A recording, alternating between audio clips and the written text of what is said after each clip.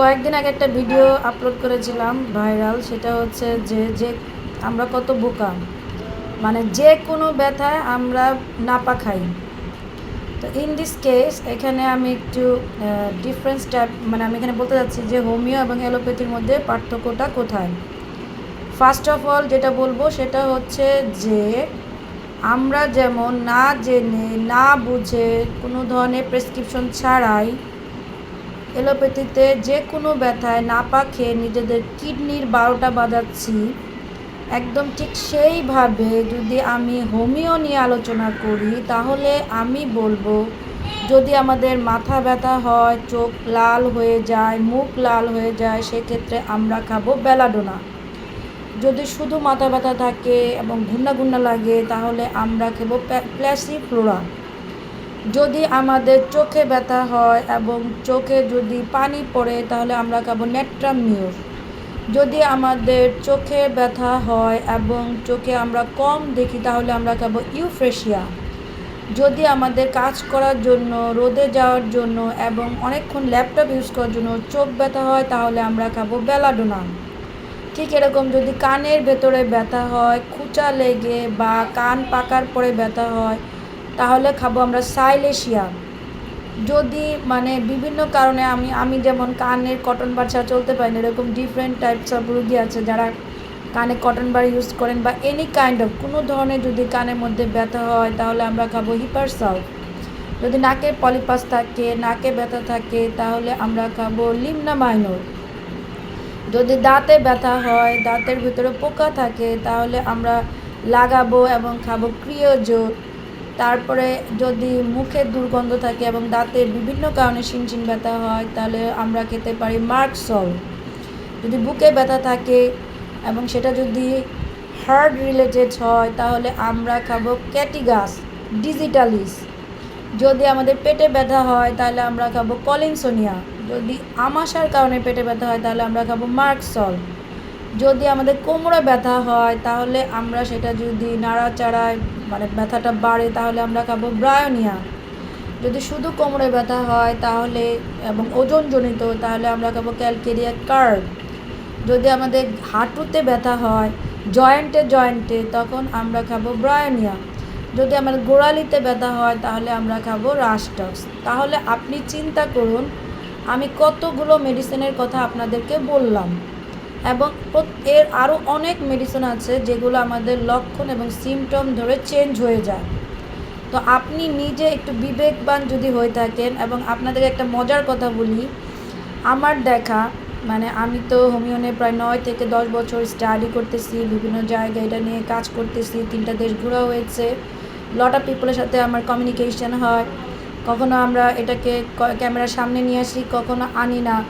বেশ কিছুদিন ক্যামেরার বাইরে ছিলাম, তারপর দেখলাম যে না, সবাই মনে করতেছে মনে হয় ম্যাম মনে হয় হোমিওকে ছেড়ে পৃথিবীর অন্য প্রান্তে চলে গিয়েছে, বা হোমিও এখন তার নখদপণ্যে না, বা হোমিও মনে হয় উনি ছেড়ে দিয়েছেন। না, কখনোই না, এটা কখনোই হতে পারে না, never I can do it. But I think so যে এর মধ্যে বেশ কিছু আপনাদের মজার কথা শেয়ার করি, মানে কথা বলতে ভালোই লাগে। সেটা হচ্ছে যে বিশাল বড় বড় যারা সার্জারি করেন, সার্জারিস্ট, তারপরে কার্ডিওলজিস্ট, তারপরে হচ্ছে মানে যারা বড় বড় পজিশনের এলোপ্যাথি ডাক্তার, তারা কিন্তু হোমিও খায়। একটা গোপন রহস্য আপনাদের বললাম। এবং আরও ইন্টারেস্টিংলি এটা হচ্ছে যারা যারা মন্ত্রী, মিনিস্টার এবং বিভিন্ন দেশে বিদেশে যায় এবং যারা উচ্চ পর্যায়ের কোটিপতি বলবো, তারাও কিন্তু হোমিও খায়। But they never discuss with us, তারা কখনোই এগুলো শেয়ার করে না। আর এই কারণেই আমাদের হোমিওটা অনেক পিছিয়ে আসছে, মানে পিছিয়ে বলবো না, এখন হোমিও অনেক আপডেটেড। বাট এখনও পর্যন্ত যারা হোমিও সংস্পর্শে আসেননি, হোমিও খান নাই, তারা আমরা বলবো যে তারা লুজার। বিকজ কেন লুজার বলতেছি, যে তারা জীবনে অনেকখানি সময় নষ্ট করে ফেললেন, অনেকগুলো সুইয়ের খোঁচা, অনেকগুলো সার্জারি, অনেকগুলো কাটাকাটি শেষে যখন দেখে কিছুই হয় না, বেশিরভাগ ক্ষেত্রে বয়স্ক যারা আছেন তাদের ক্ষেত্রে দেখা যায় যে বয়স্কদের ক্ষেত্রে দেখা যায় যে তারা একটা সময় ডক্টররা বলেন যে না, ওনাদেরকে আর সার্জারি করা যাবে না, ওনার হেলথের কনসাস অনেক অনেক বেশি প্রবলেম আছে, আজকে একজনের আম্মুর সঙ্গে দেখা করেছিলাম 80 আপ 84 এজ। তো এদের ক্ষেত্রে আমি বলবো তখন আপনারা হোমিওর জন্য নিয়ে আসেন এবং 1-2টা হোমিও খাওয়ার পরে আপনারা কি করেন যে এটা বাদ দিয়ে দেন, বলেন যে না এটাতে মনে হয় হবে না। এখন একটা মানুষ 80 বছর এলোপ্যাথির ভুল ট্রিটমেন্ট ভুল মেডিসিন খেয়ে খেয়ে তার বডিতে একটা রেজিস্ট্যান্স তৈরি করে ফেলেছে। সেইখানে হোমিওর 1 ড্রপ মানে সিঙ্গেল রিমেডি সিম্পল ডোজ, এই 1 ডোজ মেডিসিন কি এতগুলো জমে থাকা মেডিসিনের বিরুদ্ধে কাজ করতে পারবে?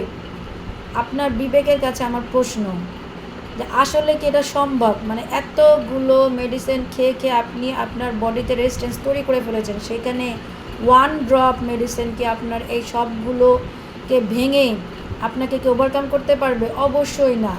সো আমাদের কি করতে হবে? এই যে বলে হোমিও ধীরে ধীরে কাজ করে, আসলে কথাটা কি কতটুকু সত্যি? হোমিও যদি ধীরে ধীরেই কাজ করতো তাহলে অনেক রোগী দেখবেন যে জ্বর আসলে না 5-6 দিন 7 দিন 8 দিন খেয়ে তারপরে এটাকে সারায়। বাট আমাদের যে কেস স্টাডি আছে সেখানে আমরা বলছি যে আমরা একদিন সকাল থেকে সন্ধ্যা পর্যন্ত ওষুধ খাওয়ানোর সাথে সাথে জ্বর ঠান্ডা কাশি সারানো যায়, এই ধরনের অনেক এক্সাম্পল আপনাদেরকে দিতে পারবো। সো ভিডিও দীর্ঘায়িত করতে ভালো লাগে না, অল্প কিছু কথার মধ্যে শেষ করে দিতে চাই।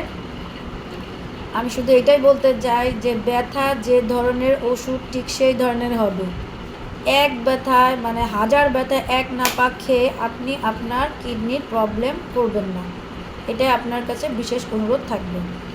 আর হচ্ছে যে কোনো ব্যথার ওষুধ খেলে যেহেতু কিডনিতে প্রবলেম হয় আর ব্যথা ছাড়া যেহেতু মানুষ নেই, সো ছোটো হোক বড়ো হোক। এবং আরেকটা কথা বলি, আঘাতের ব্যথা, যদি আপনি কোনো কারণে আঘাত পান, যেমন আমি ওদিন বলেছিলাম যে বাথরুমে পড়ে যাওয়ার পর আমার যে আঘাত পেয়েছিলাম আঙ্গুল দুটো মানে একটা বুড়ো আঙ্গুল এবং পাশের আঙ্গুল দুটো আঙ্গুলে মনে হয় একটু ঝামেলা হয়েছিল এবং প্রচণ্ড ব্যথা ছিল।